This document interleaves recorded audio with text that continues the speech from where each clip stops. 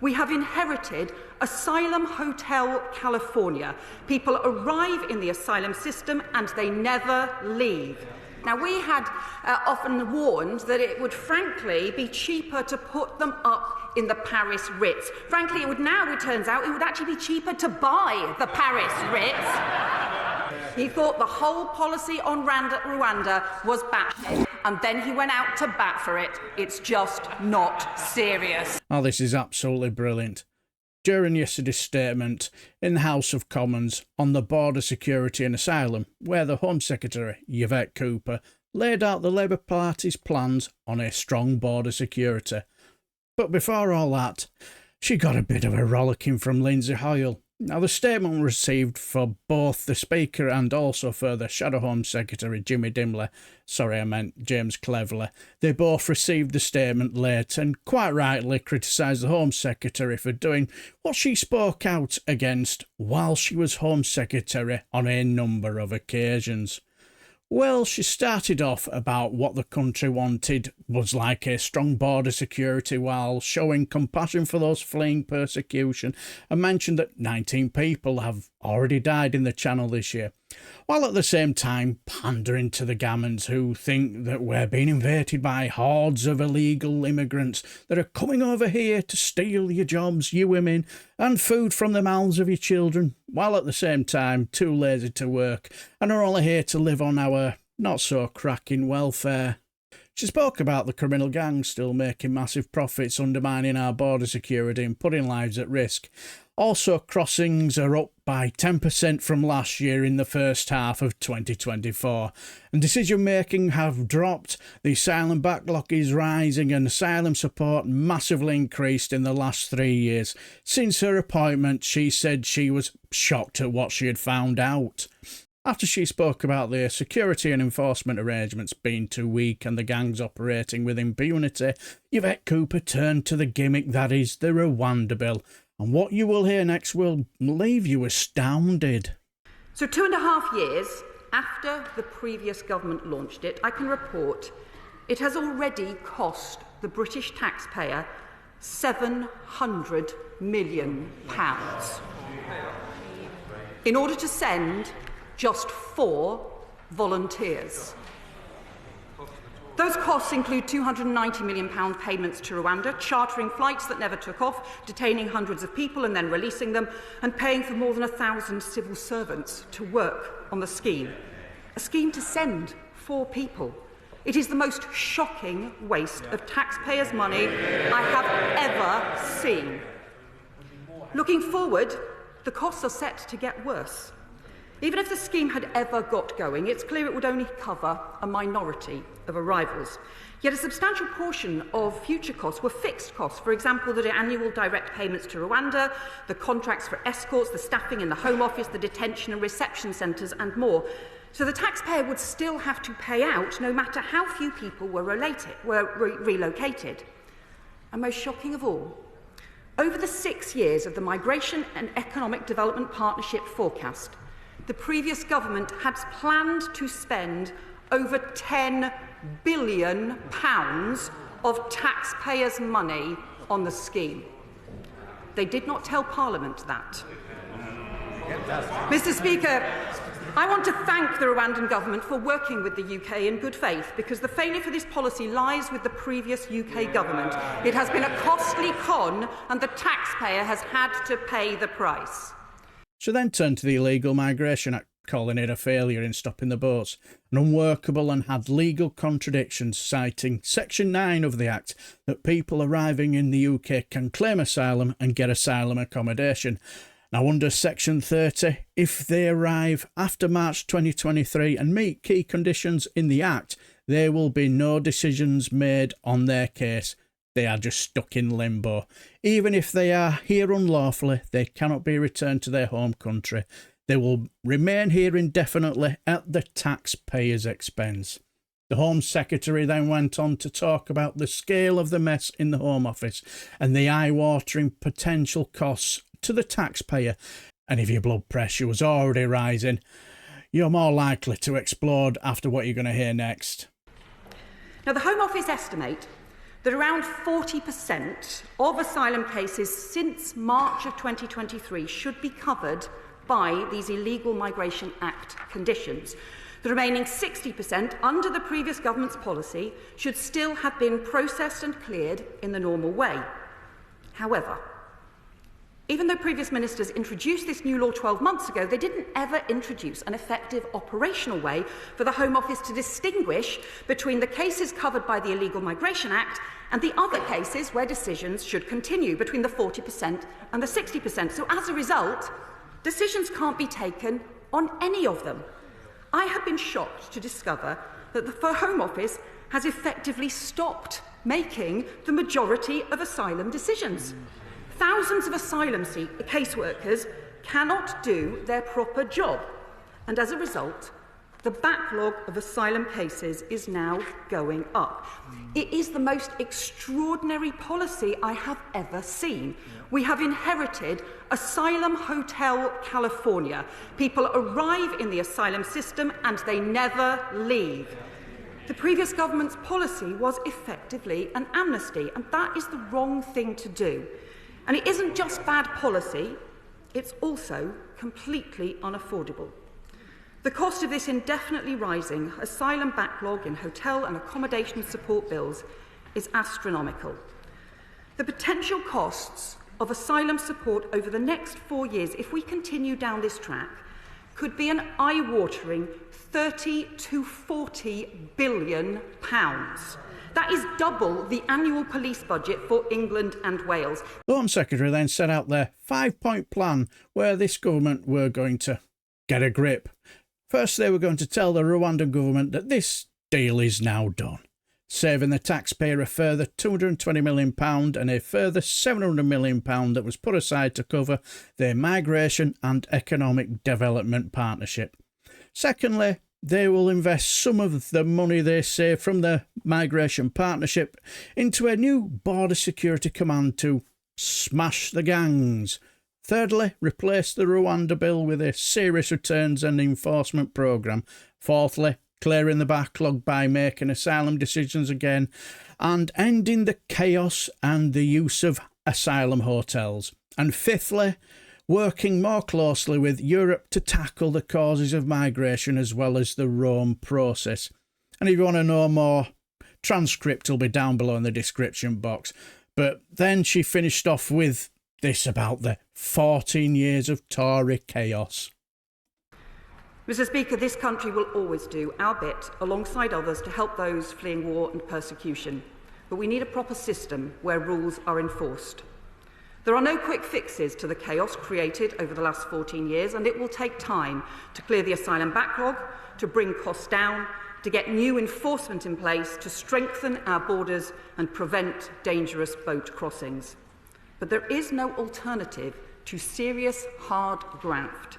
We cannot waste any more time or money on gimmicks. The country voted for change, and that means it is time for a sensible and serious plan. I commend this statement to the House. Well, Jimmy Dimley congratulated Yvette Cooper through gritty teeth, thanked the Home Office civil servants' dedication and all the help they'd given him. He accused Yvette Cooper of just simply making up numbers. What a surprise, eh? He then said that the Home Secretary liked to talk tough on border control, and without any hint of irony, also accused the Labour Party of scrapping the Rwanda bill on ideological grounds, and with a straight face said they were removing a deterrent that was needed, according to the crime agency. And he then had a meltdown over the level of discourtesy directed towards the people and government of Rwanda, saying the UK government didn't have the good grace to formally notify them that was an error. Also saying this wouldn't have happened if this had been a European country. He then accused the Labour government of effectively giving thousands of asylum seekers an amnesty, again without any hint of irony. He also had a meltdown about not having any safe country to send people who cannot be returned home. Jimmy Dimley's all heart isn't as the Home Secretary started negotiating returns agreements with the Taliban, or the Ayatollahs of Iran, or Assad in Syria. And if they're not going to send them to Rwanda, where will they go? Rochdale, Romford, or maybe Richmond? Those who arrive here illegally in small boats can still claim asylum. He then got all butthurt again about not speaking directly with the Rwandan government again. Then our Jimmy Dimley seemed to see himself as a bit of a deep thinker and a bit of a poet. And it is because we now have no deterrent that nobody wants to take on the role of the head of her new so-called border command. Neil Blasé, former senior police officer, a man who I have huge respect for, was Labour's #1 choice. He's ruled himself out.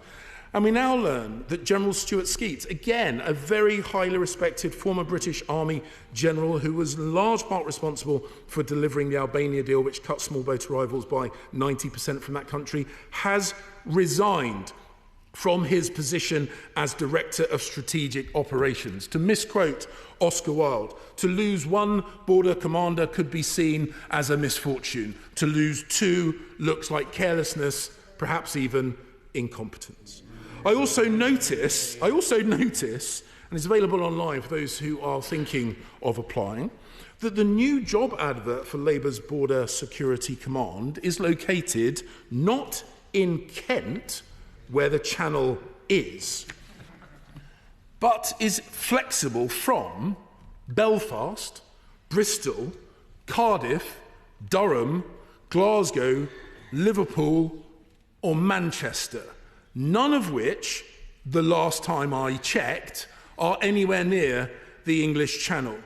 He then prattled on about the fact that people smugglers are not licking their lips with joy because after 14 years of Tory rule and gruel and chaos and dither and delay, no, it's because of the last couple of weeks of a Labour government that they're licking their lips with anticipation. Strange man. Well, after returning the pleasantries about working with him on national security issues when she was Shadow Home Secretary and knowing he will do the same, she then just tore him a new one. Let us respond to some of the things that the Shadow Home Secretary has said. Look, you realise, let's all be very clear, what it is we have inherited from him and from his party. We've had the highest level of spring crossings ever. That is what has happened under his party. We've had gangs left to wreak havoc, not just along the French coast, but across our border, through our country and back through Europe as well. We've got asylum supports, costs set to rise to £30 to £40 billion over the next 4 years as a result of his decisions and his party. And as for this idea about deterrent, I'm really sorry. I'm sorry, 4 volunteers being sent to Rwanda isn't a deterrent to anyone for anything at all. And the idea that he would spend £10 billion on this fantasy, this fiction, this gimmick, rather than ever do the hard graft. I think £700 million has already been spent on sending just 4 volunteers in 2.5 years. Now, we had often warned that it would frankly be cheaper to put them up in the Paris Ritz. Frankly, it turns out, it would actually be cheaper to buy the Paris Ritz. And as for the amnesties, I don't know if he has ever understood the Illegal Migration Act that he voted for and then he inherited from his predecessors, because when he asks what happens to people who arrive illegally and can they claim asylum, that is exactly what happens under Section 9 of his Illegal Migration Act. They can all claim asylum and they can all enter the asylum system and will be entitled to asylum support. That is what happens. That is the system that he's been presiding over and running since he became Home Secretary. That is the system that we have now inherited. The problem is, people enter the asylum system and they never ever leave. He didn't even bring in the operational arrangements to try and properly take decisions, and his Home Office effectively stopped taking the majority of asylum decisions in May. Maybe he didn't even know, but that is what's happened in his Home Office. Mr. Speaker, this party and this government doesn't believe in amnesties. We think the rules need to be respected and enforced. His party is the one who has actually given an effective amnesty to people who can stay in the asylum system forever. We believe the rules should be enforced. The problem is actually that is what the Shadow Home Secretary believes too. I don't think he believes any of the stuff that he said. He's only saying it for his Tory leadership contest. He's just too weak to tell his party the truth. He thought the whole policy on Rwanda was batshit, and then he went out to bat for it. It's just not serious.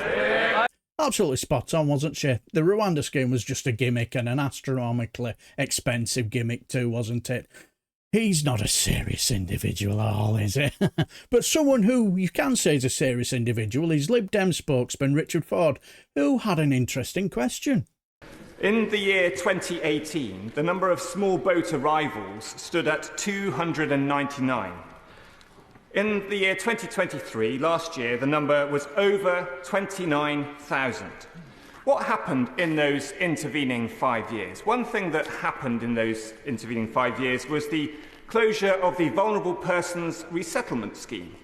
The Vulnerable Persons Resettlement Scheme was introduced by the coalition government in 2014 and was designed to select some of the most vulnerable people from refugee camps in Jordan near Syria. And what we've seen since the closure of that scheme is people choosing instead to make for these shores rather than applying in refugee camps. So, will she rule out the offshore processing of asylum seekers? Or will she consider introducing a scheme similar to the Vulnerable Persons Resettlement Scheme that could serve to incentivise asylum seekers applying for asylum close to the war zones that are afflicting them? Can I welcome the honourable member to his post speaking on these issues. He's right to talk about the importance of the UK doing its bit to help those who have fled persecution and conflict. It's why I strongly believe that the Homes for Ukraine programme was immensely important. It's been important personally to our family. It's why I think it's been so important that the UK has done its bit in previous years as well, including around Hong Kong and Afghanistan as well. And that must continue to be the case. It has to be alongside a properly functioning system, though. Otherwise, criminal gangs will continue to exploit whatever the system is, and at the moment, those criminal gangs are getting away with it. On the specific issue around offshore processing, in fact, the Vulnerable Person Scheme was a form of offshore processing, just as the Homes for Ukraine scheme was. So I think there are different ways of having arrangements in place, and our approach is to always look at what works. So long as it meets proper standards in terms of international law, we should be serious about what it is that works in order to tackle the complex problems that we face.